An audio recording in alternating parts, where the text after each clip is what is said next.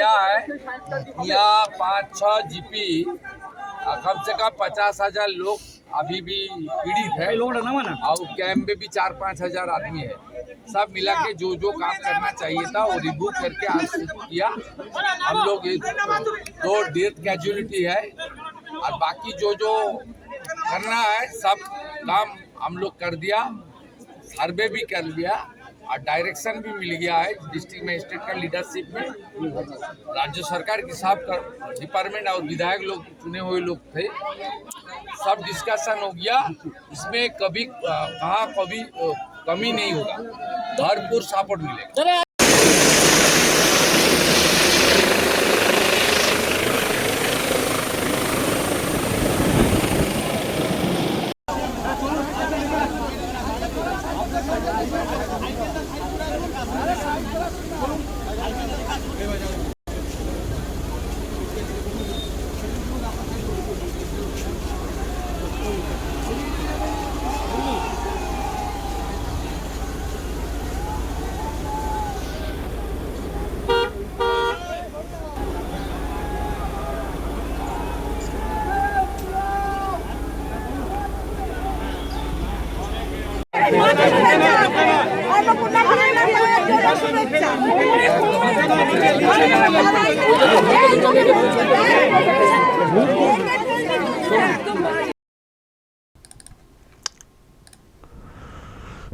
দর্শক, আজকে রাজ্যের মুখ্যমন্ত্রী বন্যা পরিদর্শনে বের হয়েছিলেন হেলিকপ্টারে। তো এই যে ভিডিও দেখছেন ভগবানপুর, পটাশপুর, মেদিনীপুরের ওইসব এলাকা, সেখানে উপর থেকে দেখেছেন কি পরিস্থিতি, গ্রাম কিভাবে ডুবে রয়েছে সেগুলোকে পরখ করেন উপর থেকে। তারপরে প্রশাসনিক বৈঠকও হয়েছে।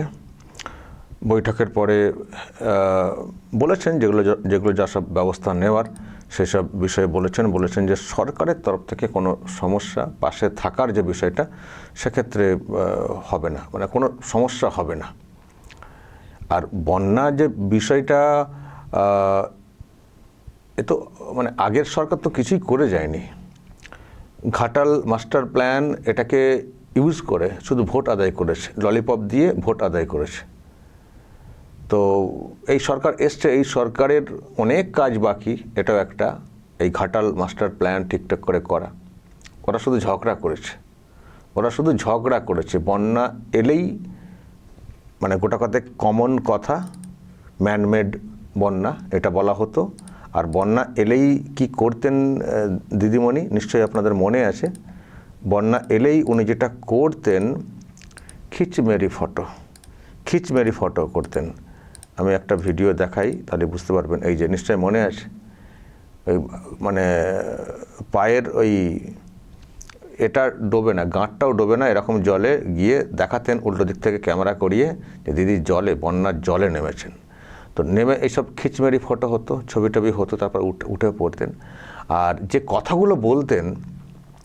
কথাগুলো বলতেন ওনার কমন কিছু কথা ছিল, ওই ম্যানমেড বন্যা, তারপরে জল ছেড়ে ভাসিয়ে দেওয়া হয়েছে, আমাদের এখানে জিততে পারেনি, তাই এইভাবে ডুবিয়ে দেওয়া, বাংলাকে এর মধ্যে ফেলা, এসব বলতেন না। মানে কমন কথা, বন্যা এলেই ঘাটার মাস্টার প্ল্যান করতে দেওয়া হয়নি, সেন্টার টাকা দেয়নি এক, আর সেই সঙ্গে ওইগুলো বলতো ডিবিসি সব ছেড়ে ডুবিয়ে দিচ্ছে, বাংলাকে ডুবিয়ে দিচ্ছে, ড্রেজিং হয়নি, এই হয়নি, সেই হয়নি বলে ওনার কাজই ছিল বন্যা এলেই এটাকে দোষারোপ করব আর মানুষকে কেন্দ্রের বিরুদ্ধে মানে ক্ষুব্ধ করব, এই প্রয়াস করেছেন। যদিও ওইগুলো শেষের দিকে মানুষ বিশ্বাস করতেন না।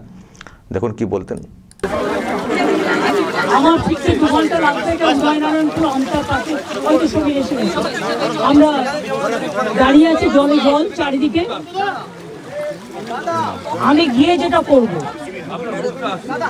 আমি chief secretary, home secretary, police এবং মেন ইম্পর্টেন্ট ডিপার্টমেন্টগুলোকে নিয়ে একটা মিটিং করব এবং যেটা করতে হবে সবাইকে জন্য।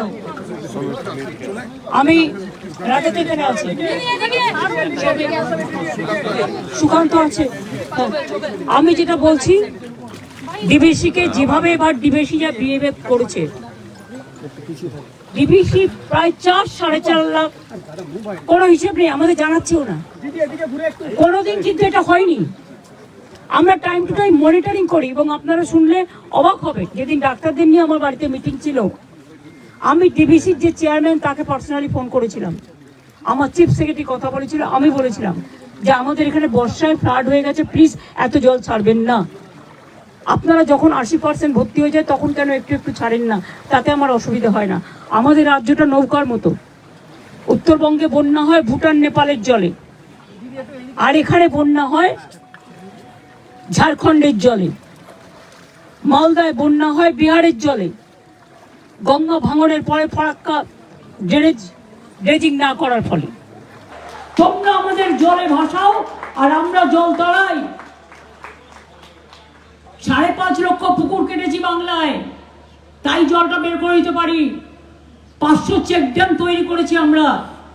আর আগামী দিন যদি ড্রেজিং না করে, যদি আমি আপনাদের আশীর্বাদে ফিরে আসতে পারি, আমি জানি হাউ টু ট্রিট, অল্টারনেটিভ কিভাবে করতে হয়। ওরা না করলে আমার দিকে তুমি জল ঠেলে, আমি তোমার দিকে জল ঠেলে দেবো। সিম্পল অঙ্কে যেটা আমার দিকে জল ঠেলবে, আমি তোমার দিকে জল ঠেলে দেবো। জল ছেঁচা কেস হচ্ছে আর কি বাড়িতে, কলতলার ঝগড়ার মতো। এসব বলতেন, সব অবান্তর কথা। ওখানকার জলে এখানে মালদায় এদিক থেকে জল এসে বন্যা হয়, এদিকে ঝাড়খণ্ডের জলে বন্যা হয়, ওদিকে বিহারের জলে। আরে দেশটা একটা গোটা দেশ, তার ভৌগোলিক অবস্থান অনুযায়ী জলের যে সমচ্চশীলতা ধর্ম আছে সেটা মেনে জল নিচের দিকে আসবে উপর থেকে। তো এরকম হয় নাকি? বাংলার অবস্থানটা ভৌগোলিকভাবে এরকমই, ফলে ওইদিকে জল আসবেই, এখান থেকে ঠেলে ওইদিকে জল ঠেলতে পারবেন না। বোকামি, মূর্খামি, চরম মূর্খামি। এটা হয় না। বরং যেটা করতে হতো, জলটা যেটা আসছে সেই জলটা বন্যা আকারে না গিয়ে সেটাকে কিভাবে পাশ কাটিয়ে নিজেদেরকে বাঁচানো যায় সেটা করতে হতো। ওই চ্যালেঞ্জ কিন্তু হয় না। ঝাড়খণ্ডকে আমি পাল্টা জল দিয়ে ডুবিয়ে দেবো, বিহারকে ডুবিয়ে দেবো, এটা হয় না। উপরের দিক থেকে জল সবসময় নিচের দিকে আসবে। আসলে এগুলো সব ছিল অজুহাত, কিছুই করেননি। বন্যা রোধের যে বিষয় সেই সব নিয়ে কিছুই করেননি, জাস্ট অজুহাত দেখিয়েছেন আর ওই মানুষের থেকে ভোট আদায় করার চেষ্টা করেছেন। উনি নাকি কত লক্ষ পুকুর কেটেছেন, তাদের নাকি জল অনেকটাই তাই বাঁচানো গেছে। মানে অদ্ভুত অবান্তর কথা, অবান্তর কথা। আর উনি তো কোথায় পুকুর কেটেছিলেন?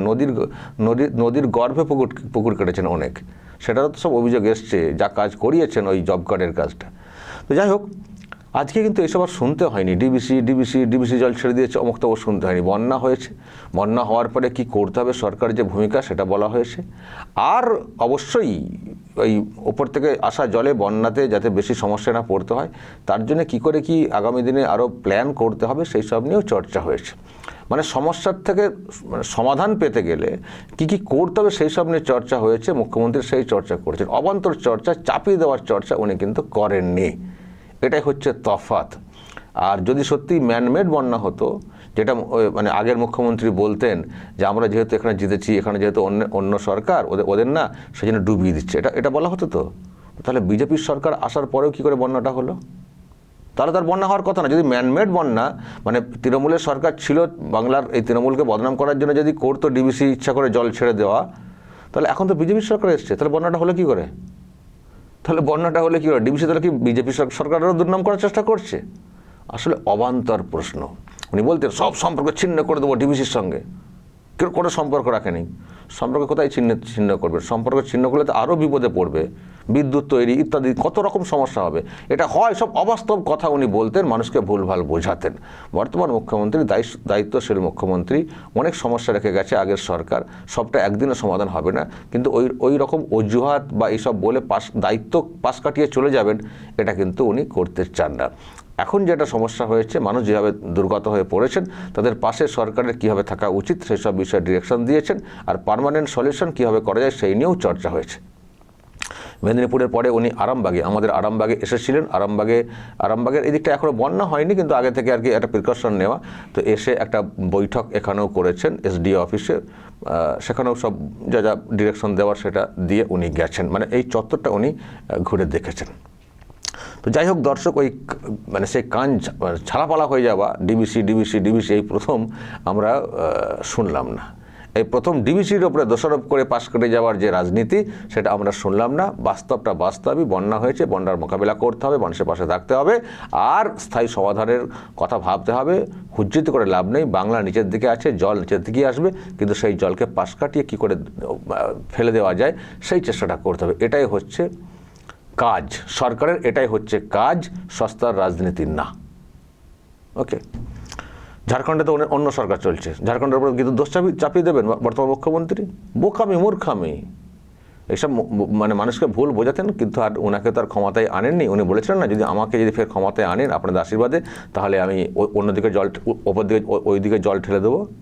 যাক, বাংলার মানুষ বুঝেছেন যে অন্তত মানে মূর্খের মতো কথা বলছেন, এই মূর্খকে আর ক্ষমতায় নিয়ে আসা ঠিক হবে না। সেই জন্য বাংলার মানুষ ভোট দেননি, উনি পয়াকার ঠ্যাং হয়ে গেছেন, পাপ বিদায় হয়েছে। এবার আমরা বন্যা বিদায় কী করে করা যায় সেটা সরকারের কাছে আমরা তাকিয়ে থাকবো আর কি। সরকার, নতুন সরকার এসেছে, ভালো করে কাজ করুক, যা যা সমস্যা। আর উনি একটা কথা সবসময় বলতেন, এই কি করা হয়নি, মানে যেখানে সব জল জমছে সেখানে পলি পরিষ্কার করা হয়নি। তো আপনারা তো বহুদিন সরকারে ছিলেন, আপনারা তো আগের সরকার চালিয়েছেন, তার আগে কত কি করেছেন, তো কত পলি সরিয়েছিলেন, যত দোষ মোদির সরকারের। আসলে ওটাই ছিল ওনাদের বক্তব্য, দোষ দাও, চাপানোতর তৈরি করো, মানুষকে এই যে ভোগান্তি সেখান থেকে ভুলিয়ে দিয়ে অন্যদিকে ঠেলে দাও, এটা ছিল ওনার পলিসি। কিন্তু বর্তমান সরকার আশা করি সেটা করবে না, কাজ করে দেখাবে। দর্শক বলবেন যা বলার এবং নজর রাখবেন আরামবাগ টিভিতে।